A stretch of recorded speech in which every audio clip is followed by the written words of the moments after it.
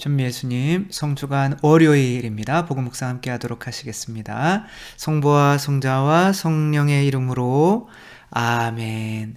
오늘 복음 말씀은 예수님께서 이제 예루살렘으로 입성하셔서 베타니아에 라자로라는 당신 친구가 있으셨죠. 거기에 이제 마리아와 마르타가 있는데 마리아가 물론 뭐 이 마리아가 막달레나 마리아인지 아닌지는 아직 알려져 있지는 이제 않지만 아마 이제 그럴 것이라고 이제 추측을 하는 거죠. 뭐 그게 중요한 것이 아니라 예수님께 향유병을 깨뜨려서 머리카락으로 예수님의 발을 이제 씻어 주시죠. 근데 발은 가장 그때 당시로는 무슨 지금과 같은 신발이 있었던 것도 아니고 먼지가 항상 묻어가지고 남의 집에 들어올 때는 항상 발을 씻도록 해야 되고, 남의 발을 씻어주는 거는 예수님도 제자의 발을 씻어줬지만 노예들이 하는 일인 거죠. 그러니까 예수님께서 이제 근데 여자가 이렇게 발을 씻어준다는 것은 굉장히 성적인 어떤 의미로 사람들이 이제 바라볼 수가 있는 거죠. 그래서 이제 이것을 바라보는 사람들의 표정은 이제 굉장히 안 좋고, 가룟 유다가 열받아가지고 저럴 돈이 있으면 가난한 사람이나 나눠주지, 왜 이런 얘기를 계속 하고 있는 걸까요? 복음을 읽으면 되는데, 그쵸? 신기하죠? 복음을 읽으면서 우리 오늘 무슨 이야기가 있는지 함께 알아보도록 하겠습니다. 글자를 조금 크게 하고 읽어보겠습니다. 요한이 전한 거룩한 복음입니다. 예수님께서는 파스카 축제 엿새 전에 베타니아로 가셨다. 그곳에서는 예수님께서 죽은 이들 가운데서 다시 일으키신 라자로가 살고 있었다. 거기에서 예수님을 위한 잔치가 베풀어졌는데, 마르타는 시중을 들고 라자로는 예수님과 더불어 식탁에 앉은 이들 가운데 끼어 있었다. 그런데 마리아가 비싼 순 나르드 향유 한 리트라를 가져와서 예수님의 발에 붓고 자기 머리카락으로 그 발을 닦아드렸다. 그러자 온 집 안에 향유 냄새가 가득하였다. 제자들 가운데 하나로서 나중에 예수님을 팔아넘길 유다 이스카리옷이 말하였다. 어찌하여 저 향유를 300데나리온에 팔아 가난한 이들에게 나누어 주지 않는가?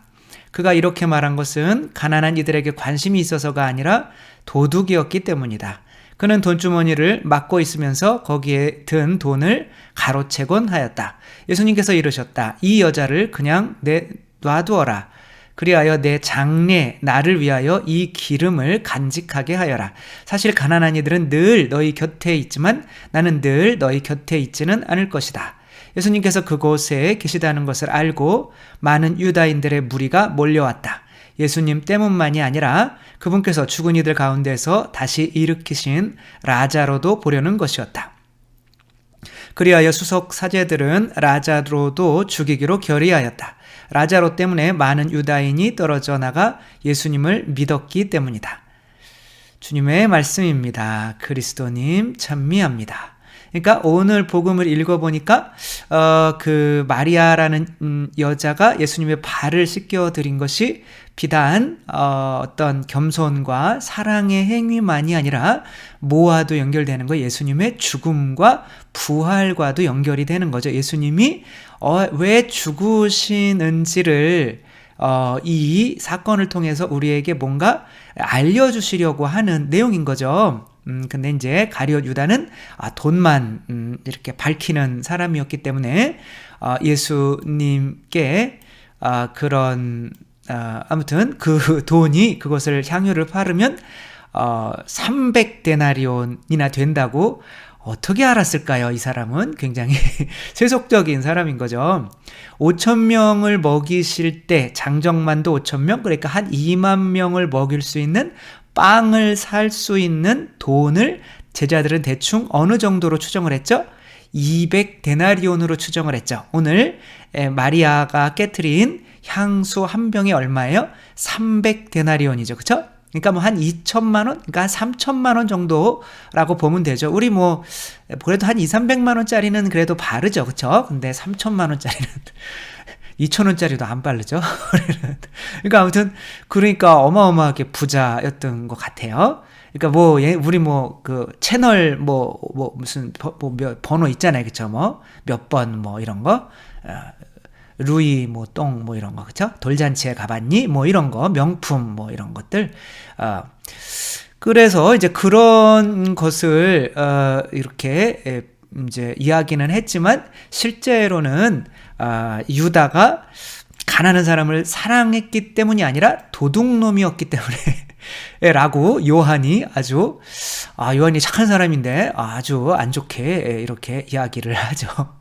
그렇게 된 거죠. 그러니까 예수님께서 돌아가시는 모든 이유는 우리를 어떻게 하게 만들기 위해서 그런 걸까요? 우리를 하느님의 자녀로 만드는 거죠. 그렇죠? 근데 하느님 자녀는 그냥 하느님을 아빠 아버지라고 하면 하느님 자녀가 되나요? 아니면 예수님처럼 사랑을 할 수 있는 사람이 되어야 하나요? 당연히 사랑을 할 수 있는 사람이 되어야만 하는 거죠. 그렇죠? 근데 가룟 유다는 어떠한 사람이냐면 내가 이웃을 저런 돈 가지고 내어주면 사랑하는 거 아니야? 라고 생각하는 거고, 예수님께서는 그러면 내가 뭐하러 죽니? 이 멍청한 유다야, 이렇게 말씀을 하시는 거죠. 그러니까 사랑으로 가기 전에 반드시 거쳐야 되는 어떠한 것이 있는데, 그것은 바로 이 마리아란 여자가 거치고 있는 단계인 거죠. 그렇죠? 그게 뭐예요? 감사인 거죠. 그렇죠? 감사가 없이 사랑을 한다는 것은 말이 되나요, 안 되나요? 안 되죠. 그렇죠? 내가 저 인간한테 감사하진 않아. 근데 사랑할 수 있을까요? 근데 세상 사람들로부터 내가 세상 사람들에게 돈을 내어주려고 한단 말이에요. 그렇죠? 그러니까 내가 돈 내어주면서 감사한 일이 뭐가 있겠어요. 근데 그렇게 감사한 마음이 없다가 이렇게 내어주면 이제 그것도 사랑일까요? 그거는 사랑이 아니라고 말을 하는 거죠. 그러니까 마치 이 바늘이 있잖아요, 그렇죠? 바늘이 이제 뭔가를 꼬매는 거예요. 그게 이제 사랑이라고 한다면 감사는 여기에 실과 같은 거예요. 아무리 꼬매도 실이 없으면 이 사랑하려고 하는 거는 다 허사가 되겠죠, 그렇죠? 혹은 자동차와 같은 거예요. 그러니까 자동차가 아무리 막 내가 사랑해야지 움직여야지라고 하는데 기름이 없어요. 그러면 움직이지가 않겠죠. 그렇죠? 그 기름은 뭐겠어요? 감사인 거죠. 그러니까 감사가 나오고 감사합니다, 사랑합니다지, 그렇죠? 계속 사랑합니다, 사랑합니다, 사랑합니다 하면 마음 안에서 무슨 뭐 사랑의 감정이 올라오나요, 그렇죠? 그냥 말로만 사랑합니다로 끝나는 거지. 그런 사랑은 믿을 수가 없는 거죠. 그게 가룟 유다의 사랑인 거죠, 그렇죠? 하느님께는 다만 10분의 1도 감사한 마음으로 바치지 못하면서 사랑합니다라고 하면 여러분들은 그 사람의 말을 믿을 거예요, 믿어야 하나요? 그래서 그래도 믿어야죠. 믿기는 하지만 우리에게 목숨을 바치면서 십자가에 못 박혀 돌아가신 그분을 위해서 10분의 1도 바칠 감사를 할 수가 없는 사람이, 그 감사 에너지를 채우지도 않는 사람이, 차에 기름을 채울 줄도 모르는 사람이 이 차에 타, 내가 태워줄게 라고 하면 이거 가다가 분명히 사고 나는 거 아니야? 이런 생각이 들 수밖에 없는 거죠. 그래서 항상 감사하지 않고 불평불만하면서 너 사랑해 라고 하는 사람의 말은 믿지 않는 게 상책인 거죠. 그렇죠? 그러니까 근데 우리 삶 안에서도 감사는 찾지 않으면서 끊임없이 내가 너를 얼마나 많이 사랑하려고 노력했는데 라고 하는 그런 경우들이 있나요? 없나요? 많죠. 그렇죠? 뭐 일예로 그냥 이 호랑이 여긴 사자군요.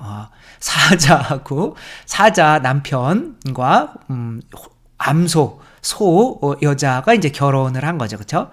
둘이 사랑을 해서 결혼을 했는데 서로 이제 사랑을 줘야지라고 하면서 정말 막 열심히 이 짐승을 잡아서 정말 피가 뚝뚝 떨어지는 툭불로 준비한 그 고기를 이 사자가 암소한테 자기 먹어라고 이렇게 갖다 준 거죠. 그러니까 근데 이 남편의 사랑은 알겠는데 왠지 부담스러운 건데 채식주의자인 이 암소는 그래도 진짜 채식만 먹고도 저렇게 살이 찌는 거 보면, 그쵸? 예. 아무튼 그렇게 먹으면서도 이제 왠지 아닌 거죠. 그래서 나는 남편한테 맛있는 거 갖다 줘야지 그러면서 항상 샐러드만 주는 거죠. 그러니까 사자는 무슨 뭐 내가 토끼냐? 왜 샐러드만 주냐? 라고 이렇게 불평불만을 하게 되는 거죠. 그러며 우리 헤어져 라고 헤어지는데, 헤어질 때 재판할 때 뭐라고 그러는 거야? 내가 너한테 얼마나 많이 참아줬는지 알아? 내가 너한테 사랑하려고 얼마나 많이 노력했는지 알아? 라는 이야기들이 나올 수밖에 없는 거죠. 그쵸? 근데 우리도 마찬가지인 거죠. 그쵸? 항상 상대에게 내가 많이 사랑해주고 많이 참았고 라고는 했지만 그 상대 안에서 과연 감사한 것을 찾아내려고 노력을 했었는지, 그게 문제인 거죠. 그쵸? 그래서 우리가 이제 기름을 넣어야 차가 가고, 그죠? 바늘에 실을 꿰야 가는 것처럼 사랑합니다만으로는 절대 안 된다는 거. 사랑은 마치 꽃이라고 하면 감사는 거기에 거름인 거죠. 그죠? 거름이 없으면 꽃이 이제 죽어버리는 거죠. 그죠? 그런 것처럼 먼저 감사, 이게 구약이에요. 구약 때 하느님께 감사한 마음이 있어야 빵과 포도주 11조를 봉헌할 거 아니에요. 그죠? 그러면 이제 신약, 사랑이라는 게 이제 우리에게 오는 거죠. 아무튼 이거 뭐 많은 분들이 보셨을 거예요. 그쵸? 남몰래 어려운 아이를 돕다가 딱 걸린 홍대 치킨집 사장님, 철인 7호점, 그쵸? 치킨집. 배고픔은 언제든 와라. 한국인들 단체로 몰려가 지금 크게 돈줄 내주고 있는 상황. 혼줄 내준다는 게 아니라 돈줄 내주고 있는 상황인 거죠. 그쵸? 이가 찾아오면 주라고, 이제 치킨을 주라고 미리 그렇게 더 많은 돈을 맡겨놓고 가는 사람도 있고, 멀어서 주문해서 여기까지는 배달이 안 되는데 주문 받은 걸로 생각하고 그렇게 인터넷에 그렇게 해서 돈을 이제 입금을 시키기도 하고. 그러니까 이제 뭐 너무 많은 사람들이 몰려오니까 이분이 이제 문을 닫으셨어요. 이게 100% 이렇게 맛을 낼 수가 없다라고 하는데, 아마도 이런 걸 통해서 이용할 수도 있겠지만 이분은 이제 그렇게 하려고 한 게 아닌 거죠. 그렇게 그 아이들 위해서 한 작은 그런 사랑이. 근데 이분도 아이들이 밖에서 5,000원 가지고 기다리고 있을 때 이분도 그 이야기를 들어보니까 이 월세가 계속 밀려있는 상황이고, 그냥 간신히 그 재료값도 못 내고 술값만 이렇게 하고 내는 정도? 아마 코로나가 시작될 때쯤이었던 것 같아요. 그쵸? 근데 그 아이들이 있으니까, 이게 뻔히, 그러니까 동생이 그냥 형한테 치킨 그러면서 울고 있는 거예요. 이렇게 담배 한 대 피우러 밖으로 나온 것 같아요. 근데 울고 있으니까 들어와, 치킨 줄게. 근데 이제 형이 저는 5,000원밖에 없는데요, 이렇게 한 거예요. 다른 여러 가게에 많이 들렸는데 아무 가게에서도 5,000원만큼은 치킨을 안 판다고 한 거죠. 지금 같은 시대에 갑자기 코로나가 닥쳐가지고 사람이 그냥 그렇게 갑자기 없어져가지고 정말 두려운 시대잖아요. 그쵸? 근데 그때 들어와 그러면 이제 그 가게에서 가장 잘 나가는 치킨을 이렇게 해준 거죠. 이제 그것을. 그리고 이제 5,000원도 안 받고 언제든 배고플 때 와라 라고 했는데, 뭐 형은 당연히 고등학생이니까 안 왔는데 동생은 계속 온 거예요. 그러니까 동생한테는 계속 주면서 또 너무 이쁘니까 애를 이제 미장원에 가서 머리를 깎아주려고 하는데, 그 사정을 또 아니까 이제 어머니 아버지는 이제 돌아가셨고, 또 할머니 한 분 계신데 할머니도 몸이 안 좋으신 상태여서 정말 굶지 않고 하루하루 살아가는 게 감사한 삶을 살아가는 친구들이었던 거죠.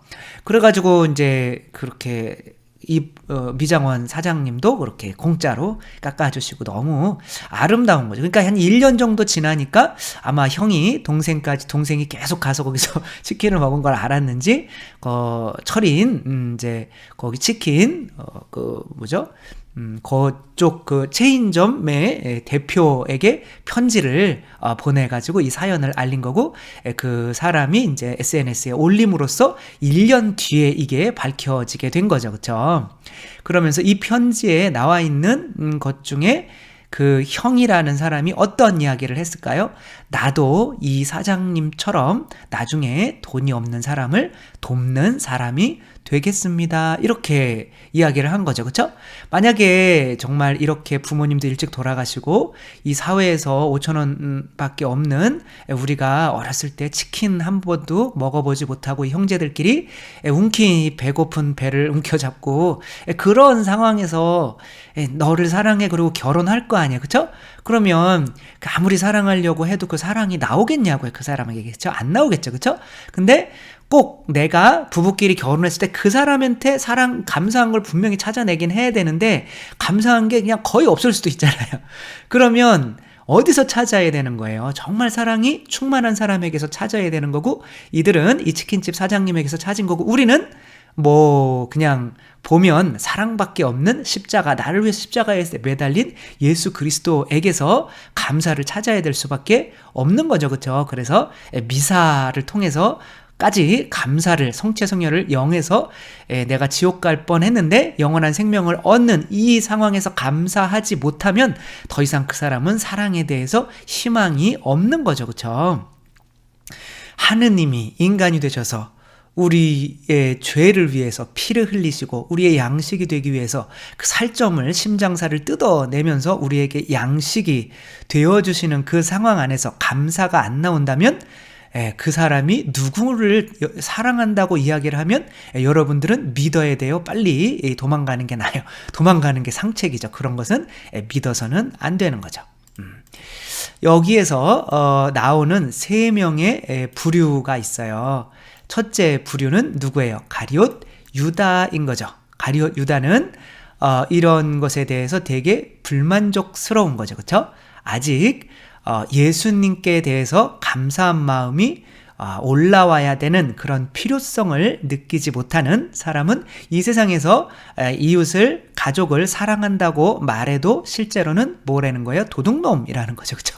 사랑이 있어야, 감사가 있어야 사랑을 할 수 있다는 것조차도 몰라서 내가 가장 감사할 분을 찾아서 감사를 끌어내려고 노력하지도 않는다는 사람은 첫 번째 부류 가룟 유다에 속할 수밖에 없는 거죠. 그렇죠?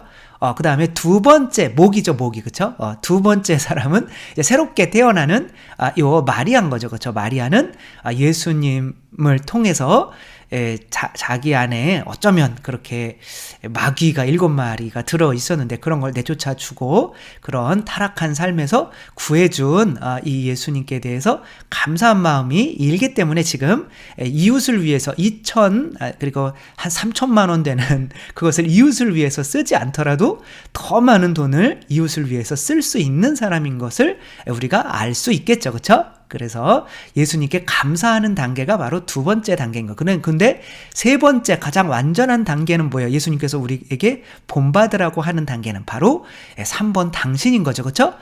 우리가 이웃들에게 아까 치킨 7호점 사장님처럼 내 피를 흘림으로써 다른 사람 안에서 감사를 솟아나올 수 있게 만들어서 그 사람도 사랑할 수 있는 사람이 되게 만드는 것이 바로 예수님인 거죠. 그렇죠?